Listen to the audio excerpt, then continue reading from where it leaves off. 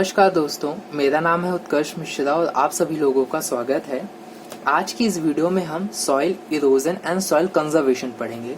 यानी हम ये समझने की कोशिश करेंगे कि सॉइल का इरोजन किस तरीके से होता है, यानी मिट्टी जो है सॉइल वो किस तरीके से खराब होती है, क्या रीजंस है और उसको कैसे हम प्रोटेक्ट कर सकते हैं, क्या रीजंस है, क्या मेथड्स है जिससे हम जो मिट्टी खराब हो रही है, हमारी सॉइल जो खराब हो रही है उसको प्रोटेक्ट हम कर सकते हैं। बहुत इंपॉर्टेंट टॉपिक एग्जाम में पूछा जाता है। The denudation of the soil cover and subsequent washing down is described as soil erosion. दरअसल क्या होता है कि मिट्टी के अंदर मिट्टी का बहाव, यानी जो जैसे मिट्टी है, ठीक है, मिट्टी में क्या होता है कि पानी वगैरह मिलती है और वो सब्सिक्वेंटली यानी टाइम टू टाइम वो क्या होती है, मिट्टी बहकर एक जगह से दूसरी जगह चली जाती है।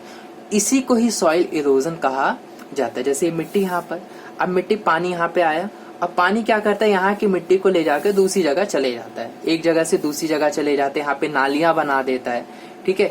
इसी को ही क्या कहा जाता है, सॉइल इरोजन कहा जाता है। दूसरी चीज, सॉइल इरोजन के दो फैक्टर्स है, पहला एक ह्यूमन फैक्टर, दूसरा नेचुरल फैक्टर। यानी एक तो जो खुद होता है, खुद हो तो चलेगा, कोई दिक्कत नहीं, लेकिन ह्यूमन फैक्टर्स की वजह से बहुत ज्यादा प्रॉब्लम होती है। क्योंकि नेचुरल फैक्टर्स जो होते हैं जैसे कि विंड, ग्लेशियर, वाटर, जैसे विंड में हवाएं जैसे चलती हैं तो वो क्या करती है, मिट्टी को फ्लो करके लेकर चली जाती है। ग्लेशियर से जो मिट्टी होता है एक जगह से दूसरी जगह शिफ्ट हो जाती है। वाटर से क्या होता है कि मिट्टी पानी में घुलकर एक जगह से दूसरी जगह चली जाती है, यही होता है। ये तो चलो ठीक है, नेचुरल फैक्टर्स है, लेकिन ह्यूमन फैक्टर्स की वजह से ना सबसे ज्यादा सॉइल इरोजन होता है। मतलब ये स्पीड को बहुत बूस्ट अप कर देता है। नेचुरल से क्या होता है, मेंटेन रहता है, सॉइल बनती भी और खराब भी होती है, तो एक मेंटेन सा बैलेंस सा बना रहता है। पर ह्यूमन फैक्टर्स की वजह से ये सॉइल इरोजन की प्रोसेस को एकदम बहुत ही तेजी बूस्ट अप कर देता है। जैसे overgrazing, construction and mining etcetera factories. दरअसल क्या होता है कि पहली चीज ओवरग्रेजिंग की वजह से, ओवरग्रेजिंग से क्या होता है कि जैसे कोई जमीन है, वहां पे छोटे छोटे पेड़ पौधे लगे हुए हैं। अब अगर वहां पे उस जानवर जाएंगे, उस जानवर छोटे छोटे जो पेड़ पौधे उसको खा लेंगे, तो जमीन क्या हो जाएगी, पूरी साफ हो जाएगी, एकदम क्लीन। अब ऐसे में क्या होगा कि जब हवाएं चलेंगी या पानी वहां से फ्लो होगा तो उनके कोई बैरियर था ही नहीं, क्योंकि मिट्टी को अब कोई पकड़ कर रखा ही नहीं, क्योंकि पहले पेड़ पौधे होते थे तो पकड़ कर रखते थे, लेकिन अब तो है ही नहीं। तो वो क्या करते हैं, एक जगह से दूसरी जगह मिट्टी को पानी के थ्रू फ्लो कर देते हैं, हवाओं के थ्रू एक जगह से दूसरी जगह फ्लो हो जाते हैं। कंस्ट्रक्शन, माइनिंग की वजह से, कंस्ट्रक्शन की वजह से खराब हो जाती है आसपास की मिट्टी। माइनिंग की वजह से इतने बड़े बड़े गड्ढे खोद दिए जाते हैं, नीचे की मिट्टी ऊपर हो जाती है, ऊपर की मिट्टी नीचे हो जाती है, अच्छी मिट्टी खराब हो जाती है, अच्छी मिट्टी में खराब मिट्टी मिल जाती है। इसके वजह से फैक्ट्रीज वगैरह को जो केमिकल्स वगैरह है वो भी हमारा खराब कर देता है, ठीक है। तो ये कुछ रीजंस है जिनकी वजह से हमारा सॉइल इरोजन होता है। अगर आगे हम देखें और भी रीजंस है जो कि आपको लिखना है। The running water cuts through the clay soils and makes deep channel as gullies.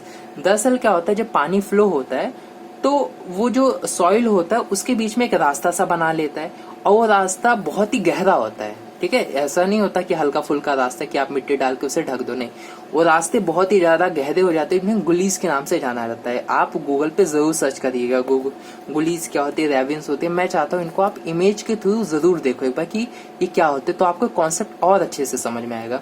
तो ये गुलीज बन जाते हैं जिसकी वजह से मिट्टी हमारी जो होती है वो खराब हो जाती है। The land becomes unfit for cultivation and is known as bad land. और इसकी वजह से, इन गुलीज की वजह से वो लैंड हमारा खराब हो जाता है और हम वहां पे फार्मिंग नहीं कर सकते और इसे हम बैड लैंड के रूप में कंसिडर करते हैं। और इसी बैड लैंड को चंबल बेसिन में रेविन्स के नाम से जाना जाता है। कहीं चंबल बेसिन में रेविन्स के नाम से इसे कहा जाता है। Sometimes water flows as a sheet over large areas down a slope. In such cases, the topsoil is washed away.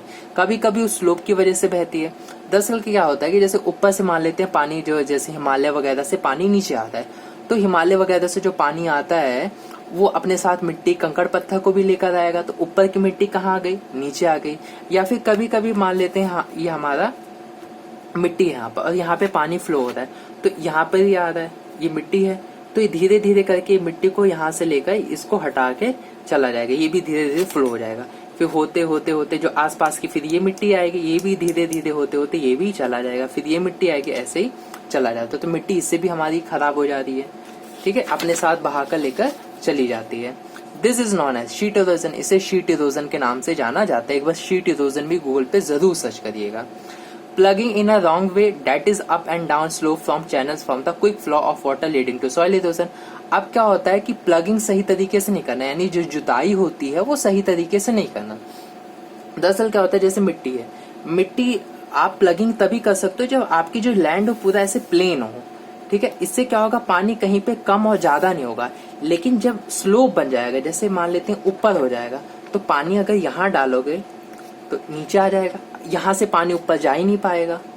तो स्लोप गलत तरीके से करना। प्लगिंग इस तरीके से वो कर देते कि ऐसा हल्का सा ऊपर से नीचे स्लोप बन जाता है, तो वहां की मिट्टी फ्लो होकर यहाँ चली जाती है और पानी कभी ऊपर जा ही नहीं पाता। वहां के पेड़ पौधे जो भी ग्रो करेंगे उतने फर्टाइल नहीं होंगे, ठीक है। तो ये तो हमने कुछ समझा कि प्लगिंग सही तरीके से नहीं की जाती, शीट इरोजन होता है, गुलीज की वजह से हमारा सॉइल इरोजन होता है। इनका सोल्यूशन क्या है? इसका सोल्यूशन है कि ploughing along the contour lines can decelerate the low flow of water down the slope, this is called contour ploughing. यानी काउंटर प्लगिंग हमें करना चाहिए। या काउंटर प्लगिंग क्या होता है, ये हमारा खेत है, मान लेते हैं हमारा खेत है, यहाँ पे ऐसे एक लेयर बना देना, ये लेयर बना दी, ये लेयर बना दी। अब लेयर बनाने से क्या होगा कि पानी जो फ्लो होगा वो यहीं तक फ्लो होगा, यानी मिट्टी यहाँ से यहीं तक ही जाएगी, यहाँ तक तो पहुंच नहीं पाएगी, और यहाँ की मिट्टी भी यहीं जाकर रुक जाएगी। तो इस तरीके से करना, ठीक है। और इतने बड़े बड़े नहीं होते, बहुत ही छोटे छोटे वो बनाते हैं, ठीक है, इतने छोटे छोटे, ठीक है। तो मिट्टी ऐसे इतने इतने इतने इतने बना देंगे, इतने इतने, ठीक है। अब इससे क्या होगा कि मिट्टी जो होती है वो एक जगह से दूसरी जगह तक पहुंच ही नहीं पाती। क्यों? क्योंकि उसके बीच में एज अ बैरियर के रूप में काम करता है। वो मिट्टी को इधर से इधर जाने ही नहीं देता, उसको यहीं पे रोक कर रखता है, और इसने में कोई नुकसान ज्यादा हमारा नहीं होता। जो मिट्टी यहाँ से पहले यहाँ चली जाती थी, अब वही मिट्टी क्या करती है, यहीं पर ही स्टॉप हो जाती है, एज अ बैरियर यहीं पर उसे रोक देती है। इसे ही काउंटर प्लगिंग कहा जाता है। ये आप स्टेप्स ध्यान रखो, पूरा एज इट इज आपको लिखना है। पॉइंट जो मार्क किया आपको लिखने हैं। Steps can be cut out the slope making terraces. Terrace cultivation देखिए, erosion central Himalayas. Terrace cultivation करते हो एक लेवल बना सकते हो, जैसे ये लेवल हो गया, ये लेवल हो गया, फिर ऊपर का लेवल हो गया, ऐसे ऐसे लेवल करके बना सकते हैं। जैसे सीढ़ीदार होती है ना किसी टेरिस कल्टीवेशन, इसकी गूगल पे जरूर सर्च करना है कैसा होता है। आप लोगों ने देखा भी होगा हिमालयस के अंदर जैसे फार्मिंग की जाती है ना, उसे टेरिस कल्टीवेशन कहते हैं। टेरिस कल्टीवेशन का यूज करना, इससे हमारा सॉइल इरोजन नहीं हो पाता। Large fields can be divided into strips और grass are left grow between the crops, this breaks out the force of the wind known as strip cropping. Strip cropping कर सकते हो, यानी आपकी जो जमीन है उसके बीच में जगह छोड़ दो, उस जगह पे क्या करो, प्लांट्स ग्रो करो। वो प्लांट क्या होगा, जो हवाएं चलेंगी उसको क्या करेगा, रोकेगा। और जैसे यहाँ पे अगर प्लांट अभी जैसे कोई नहीं है, यहाँ पे हवा चले तो हवा तेज लगेगी इसको, लेकिन जब यहाँ पे एज अ बैरियर आ गए, प्लांट हमने ग्रो कर दिया, तो अब हवा चलेगी, अभी भी इसके पास हवा पहुंचेगी, लेकिन अब क्या होगी, बहुत ही धीमी गति से इसके पास हवा पहुंचेगी, क्योंकि ये जो प्लांट है एज अ बैरियर के रूप में काम कर रहा है और मिट्टी का फ्लो कम करेगा, ठीक है। फ्लो ज्यादा नहीं होगी मिट्टी, ये कर सकते हैं। Planting lines of trees of create shelter also works in a similar way. Same इसी तरीके से हम प्लांट्स का शेल्टर बना सकते हैं, यानी प्लांट्स ऐसे बहुत सारे ग्रो कर सकते हैं रॉज में। Trees are called shelter west for desert and western India. हम यहाँ पे तो छोटे मोटे प्लांट्स हम ग्रो करते हैं, पर यहाँ हम ट्रीज ग्रो कर सकते हैं। यानी अगर आपको जैसे आपका जैसे वेस्टर्न इंडिया के अंदर जैसे जो रेतीली वगैरह जगह है, वहां पे कटीले जो कांटेदार जो पेड़ पौधे होते हैं उसे ग्रो किया जाता है। पहली चीज कांटेदार पेड़ पौधे, क्योंकि वहां पे पानी नहीं है, तो कांटेदार पेड़ पौधों को कम पानी की जरूरत पड़ती है। दूसरी चीज क्या होती है कि कांटेदार पेड़ पौधे क्या होते हैं, मिट्टी को पकड़ कर रखते हैं। दूसरी चीज क्या होता है कि ये जो हवाएं चलते हैं, जो वहां पे इतनी खुली है पूरा, क्योंकि वहां कोई रहता तो है नहीं, एकदम खाली खाली है। दूसरी चीज सबसे मेन चीज ये है, ये तो बात की बात हो गई। दूसरी चीज ये है कि जो वहां पे तेज हवाएं चलती है उनको ये ट्रीज क्या कर देती है, रोक देती है, और वहां की मिट्टी को इरोजन होने से बचाती है। तो ऐसे कुछ टेक्निक्स है जिनको हम यूज करके हम अपने जो सॉइल कंजर्व है उसे कर सकते हैं। सॉइल इरोजन और कंजर्वेशन दोनों ही इम्पोर्टेंट। आई होप आप लोगों को ये वीडियो अच्छी लगी है। पूरी वीडियो देखने के लिए बहुत बहुत धन्यवाद। मिलते हैं आप लोगों से नेक्स्ट वीडियो में, तब तक के लिए बाय बाय।